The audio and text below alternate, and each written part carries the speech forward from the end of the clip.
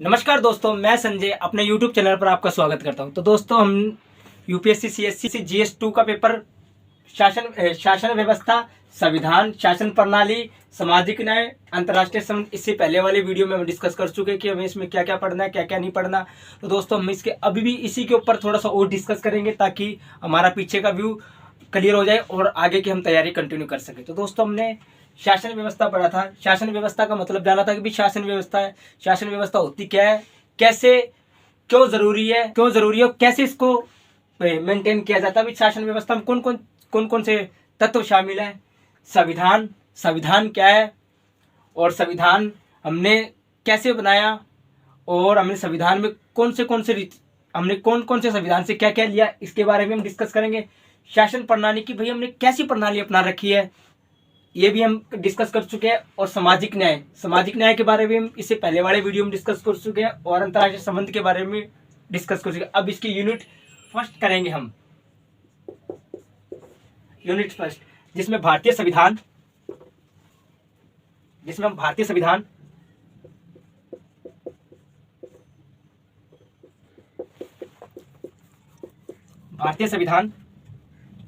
इसका ऐतिहासिक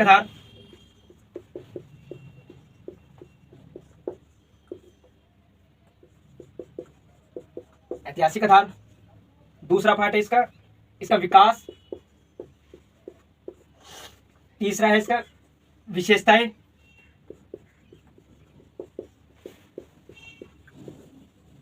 चौथा पार्ट होगा इसका महत्वपूर्ण प्रावधान,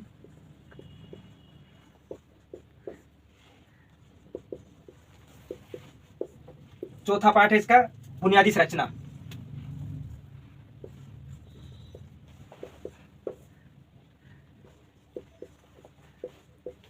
तो दोस्तों, संविधान का मतलब क्या होता है कि भाई संविधान है क्या चीज, और हमने संविधान क्यों बनाया, क्या जरूरत थी इसकी। तो दोस्तों, पहले संविधान का मतलब जानना बहुत जरूरी है। संविधान एक ऐसा दस्तावेज है, एक ऐसा लिखित दस्तावेज है जिसमें नियमों, विनियमों, अनुच्छेद इत्यादि का वर्णन होता है, जिसके आधार पर यह निर्धारित किया जाता है कि किस डिपार्टमेंट के, किस विभाग के क्या कार्य होंगे। अब एग्जाम्पल के तौर पे देखिए, हमारी शासन प्रणाली कैसी है। न्यायपालिका, ठीक है, कार्यपालिका,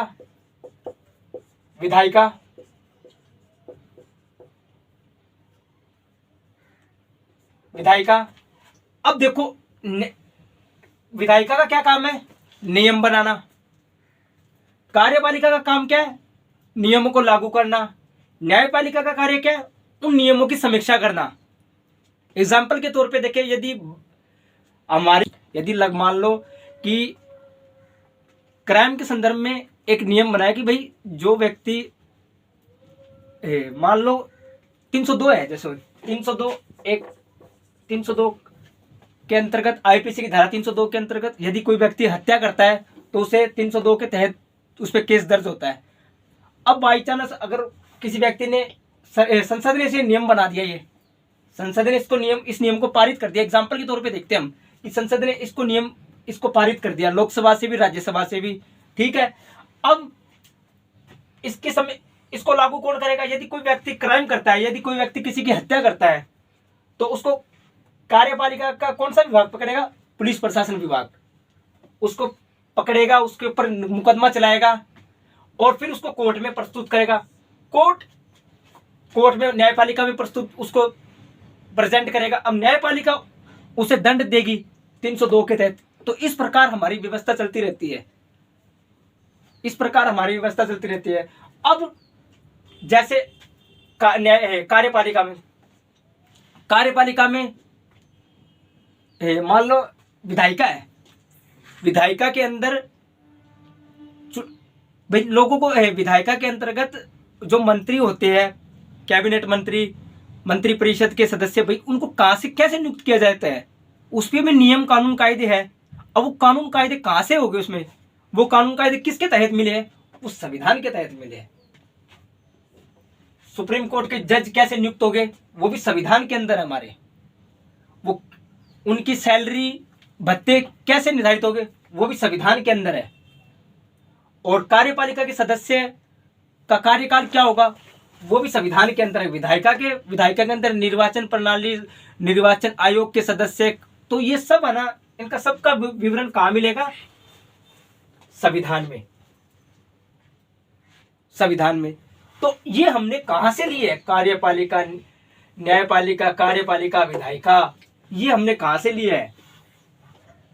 तो इसी संदर्भ में और दूसरा, इसी संदर्भ में और कुछ लोगों के अधिकार, मौलिक कर्तव्य, मौलिक अधिकार, दूसरा लोगों के मौलिक कर्तव्य कहां से निर्धारित होते हैं, वो संविधान से निर्धारित होते हैं। भी संविधान में ये संविधान के अंदर उनका वर्णन है। तो इसीलिए ये क्या है, नियमों विनियमों, अनुच्छेद नियमों विनियमों का नियमों विनियमों को रिप्रेजेंट करने वाला दस्तावेज, लिखित दस्तावेज। तो ये संविधान है। संविधान लिखित भी हो सकता है और मौखिक भी हो सकता है। तो दोस्तों हम इसका ऐतिहासिक आधार देखेंगे। ऐतिहासिक आधार में हम क्या क्या देखेंगे कि भाई आखिर में हमें संविधान हमने कहां से लिया है, कैसे भारत में इसका निर्माण हुआ है। तो इसे जानने के लिए हमें ब्रिटिश काल को पढ़ना पड़ेगा थोड़ा सा, कि भाई ब्रिटिश हुकूमत जब भारत में आए, उन्होंने शासन स्थापित किया, तो उन्होंने क्या क्या, कौन कौन से नियम कानून कायदे भारत में लागू किए, जिससे भारत के संविधान का निर्माण करने में मदद मिली। तो उसमें सबसे पहला है रेगुलेटिंग एक्ट 1773 का रेगुलेटिंग एक्ट, और 1781 का संशोधन अधिनियम। तो दोस्तों हम डिस्कस करते हैं इसके बारे में। तो दोस्तों हम इसका यूनिट फर्स्ट का भारतीय संविधान का ऐतिहासिक आधार पढ़ते हैं। तो दोस्तों इसको पढ़ने से पहले, इसको समझने से पहले इसका थोड़ा बैकग्राउंड देख लेते हैं। 1600 में ईस्ट इंडिया कंपनी एक व्यापारिक कंपनी बनकर भारत में आई, और 1765 में उसने, 1765 से पहले वो व्यापारी करती थी। लेकिन जब 1600 के बाद में, जब 1765 और 1600 के बीच में, उनके दौरान भाई इसके बीच के अंतर्गत उन्होंने जो शासक हुआ करते ना भारत के, उनके बीच में दखलंदाजी देना स्टार्ट कर दिया था उनकी प्रशासनिक व्यवस्था में। तो उन्होंने भाई प्रशासनिक व्यवस्था में हस्तक्षेप करना शुरू कर दिया था। तो उन्होंने 1765 के अंदर बंगाल, बिहार, उड़ीसा की दीवानी और राजस्व संबंधित अधिकार प्राप्त कर लिए। इससे उनकी क्षेत्रीय शक्ति बनने की प्रक्रिया शुरू हो जाती है। तो फिर उनके हाथ में दीवानी और राजस्व से संबंधित अधिकार प्राप्त हो गए। अब वो भारत से कर कलेक्ट करती थी, कर एकत्रित करती थी। लेकिन कंपनी के अधिकारी भ्रष्ट और करप्ट हो चुके थे। भारतीय शासकों से, भारतीय व्यापारियों से रिश्वत लिया करते थे, उपहार लिया करते थे। तो इसी संदर्भ में उन्होंने, ब्रिटिश संसद ने उसको नियंत्रित करने के लिए, कंपनी को नियंत्रित करने के लिए, कंपनी के अधिकारियों को नियंत्रित करने के लिए उन्होंने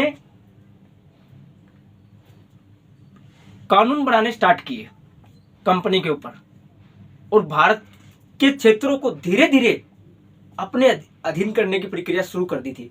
भाई कंपनी को नियंत्रित करना है और भारत के बहुत बड़े भाग पर कब्जा करने के दृष्टिकोण से, मतलब उन्होंने, उनको एहसास नहीं होने दिया, भाई धीरे धीरे प्रक्रिया स्टार्ट की। इसी संदर्भ में उन्होंने 1773 का रेगुलेटिंग एक्ट पास किया। ब्रिटिश संसद ने। उन्होंने इसके अंतर्गत क्या किया, 1773 का रेगुलेटिंग एक्ट पास किया, फिर उसमें संशोधन 1781 का संशोधन अधिनियम पास किया, एक 1784 का पीस इंडिया एक्ट पास किया। ये पढ़ेंगे हम आगे, वो डिस्कस करेंगे इसके बारे में। मैं बता रहा हूं आपको भी क्या क्या करना है हमें। हमने 1773 के रेगुलेटिंग एक्ट से क्या क्या लिया भारतीय संविधान में, और कैसे हमने क्या क्या इसमें से अडॉप्ट किया, और 1781 का संशोधन अधिनियम से हमने क्या लिया, और 1784 का पीस इंडिया एक्ट से हमने क्या लिया, और इसमें क्या क्या प्रावधान थे उस समय भारत के संदर्भ में। भाई भारत को कैसे, ईस्ट इंडिया कंपनी को कैसे नियंत्रित करना है, और भारत में धीरे धीरे कैसे प्रशासनिक व्यवस्था स्थापित हुई, ये एक्ट के माध्यम से हम देखेंगे।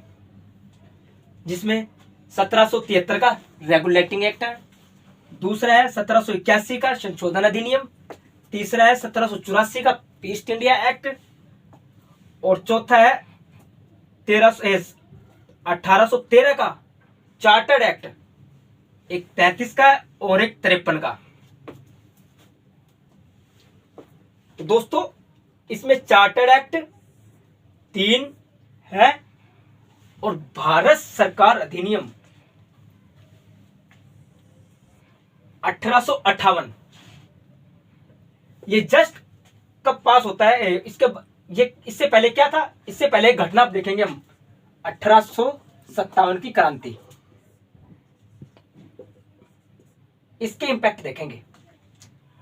इसमें महारानी का घोषणा पत्र 1857 की क्रांति, और दूसरा महारानी का घोषणा पत्र, इसके बारे में डिस्कस करेंगे।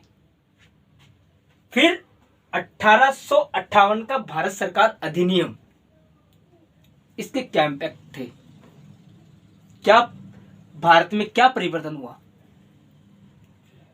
कैसी व्यवस्था स्थापित हुई। उसके बाद में हम करेंगे 1852 का भारत परिषद अधिनियम।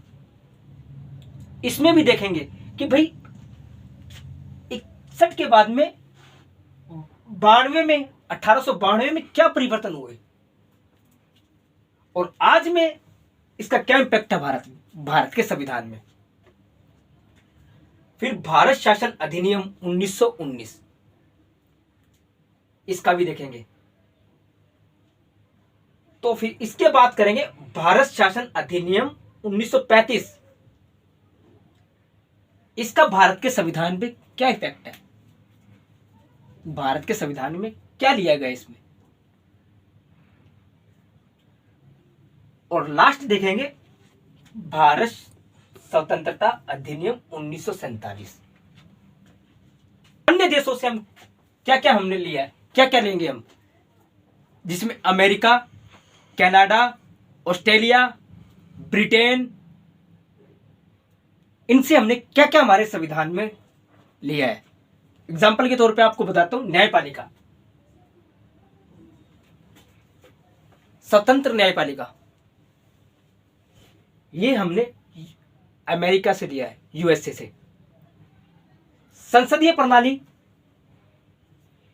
ये हमने ब्रिटेन से लिया है, लेकिन सेम वैसी नहीं ली, हमने यहां के माहौल के अनुसार इनमें परिवर्तन किया है। इसका डिस्कस हम करेंगे। और मौलिक अधिकार हमने अमेरिका से लिए, लेकिन वहां के मौलिक अधिकार और यहां के मौलिक अधिकार में फर्क है। नागरिकता अधिनियम हमने अमेरिका से लिया, लेकिन हमने वहां पर दोहरी नागरिकता और यहां पर एकल नागरिकता, हमने हमारी परिस्थितियों के अनुसार परिवर्तन किया।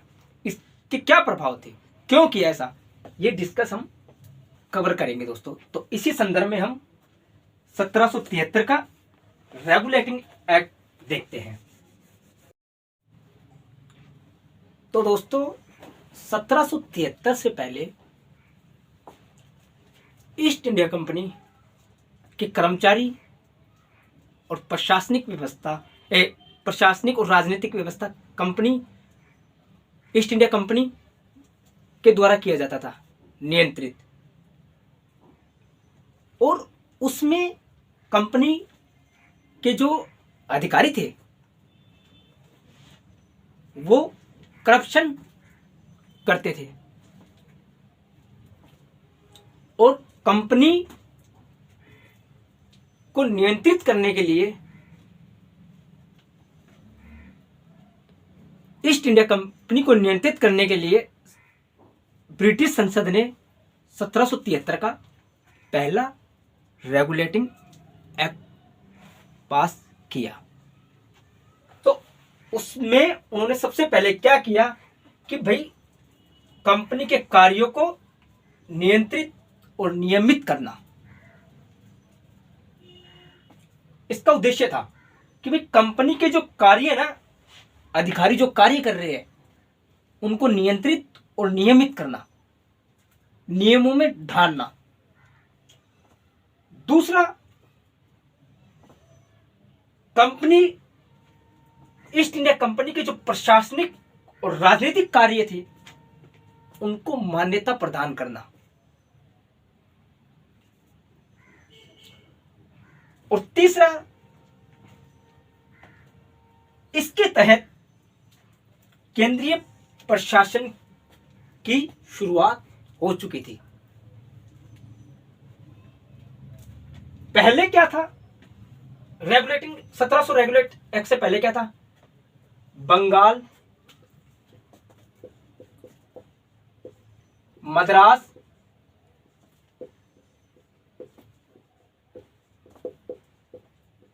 बंबई, इनमें गवर्नर अलग अलग हुआ करते थे। भाई इसका गवर्नर अलग है, इसका अलग है, अलग है, मतलब गवर्नर ना अलग अलग थे, मतलब ये एक दूसरे के प्रति जवाबदेह नहीं थे,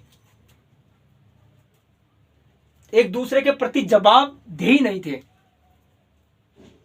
तो इसमें क्या किया गया, बंगाल के गवर्नर को गवर्नर जनरल का पद दिया गया और ये दोनों मद्रास और बंबई के गवर्नर इनके अधीन हो चुके थे।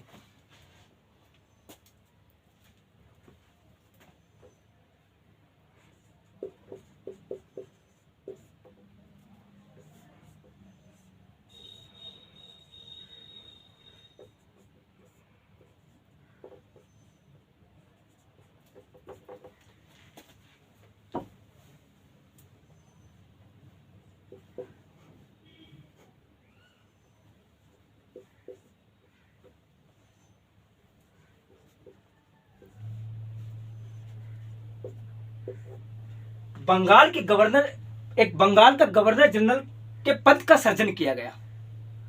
अब मद्रास और बंबई के गवर्नर जनरल इनके अधीन हो गए इस कानून के तहत, रेगुलेटिंग एक्ट के तहत।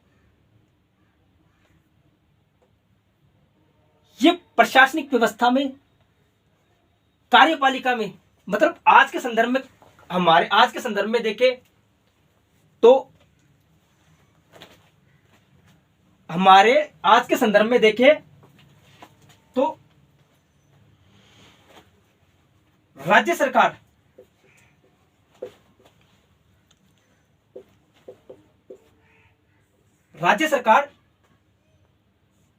केंद्र सरकार, राज्य सरकार के ऊपर केंद्र सरकार का नियंत्रण होता है। मतलब उनके ऊपर ऐसा भाई, राज्य सरकार अगर कोई संविधान के विरुद्ध कार्य करती है तो केंद्र सरकार उस पर नियंत्रण रखती है, उस राज्य की सरकार को बर्खास्त कर सकती है अगर संविधान का उल्लंघन करे। ये केंद्रीयकरण आज के संदर्भ में देखें भारतीय संविधान में। तो दूसरा इसका क्या था दोस्तों,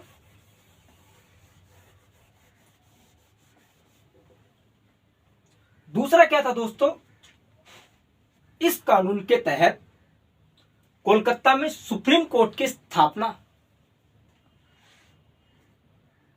करनी है भाई, इसके तहत शुरू करनी है। लेकिन वो बाद में 1974 में जाके बनी कोलकाता में सुप्रीम कोर्ट की स्थापना, यानी कि न्याय प्रणाली का भी भारत में शुरुआत हो चुकी थी। इसी संदर्भ में आज का सुप्रीम कोर्ट, तो दोस्तों आज के संविधान में, ये भी भारतीय संविधान में वहां से लिया, वहां से भाई वो एक भारतीय संविधान में के अकॉर्डिंग देखा जाए कि भाई वहां से शुरुआत हो चुकी थी संविधान, वहां से न्याय प्रणाली की शुरुआत हो चुकी थी 1774 में। एक्ट कौन सा था? 1773 के तहत सुप्रीम कोर्ट की स्थापना कोलकाता में।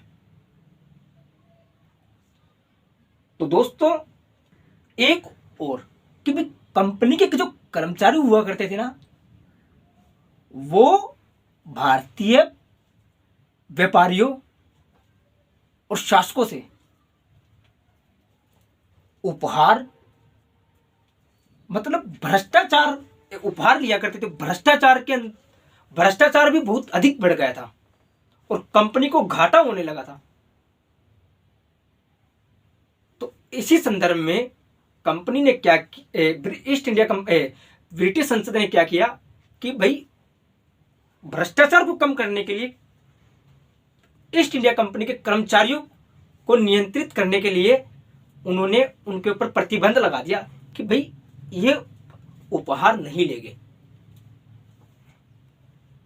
वो क्या करते थे, जब व्यापार करने जाते थे तो वो वहां पर धोखाधड़ी भी करते थे।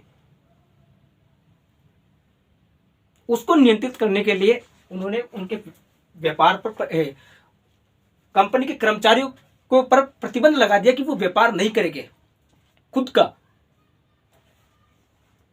तो दोस्तों और भी अब एक परिषद का गठन किया गया, 4 सदस्यीय परिषद का गठन किया गया कि भाई ये नियम कानून कायदे बनाएगी प्रशासन को चलाने के लिए, और ये कानून कायदे बनाएगी और सुप्रीम कोर्ट, कोलकाता की सुप्रीम कोर्ट में उनको दर्ज करवाएगी, न्यायपालिका में दर्ज करवाएगी। तो दोस्तों इस संदर्भ में सुप्रीम कोर्ट, कोलकाता के सुप्रीम कोर्ट और कार्यपालिका के बीच में विवाद भी उत्पन्न हुए थे। तो दोस्तों हम इसके आगे के डिस्कशन नेक्स्ट वीडियो में करेंगे। तो दोस्तों मेरा भी समय के अभाव के कारण मुझे क्लास रोकनी पड़ रही है। अगर आपको पूरा सिलेबस यूपीएससी का करना है GS2 का, तो मेरे चैनल को सब्सक्राइब कीजिए और वीडियो को लाइक कीजिए।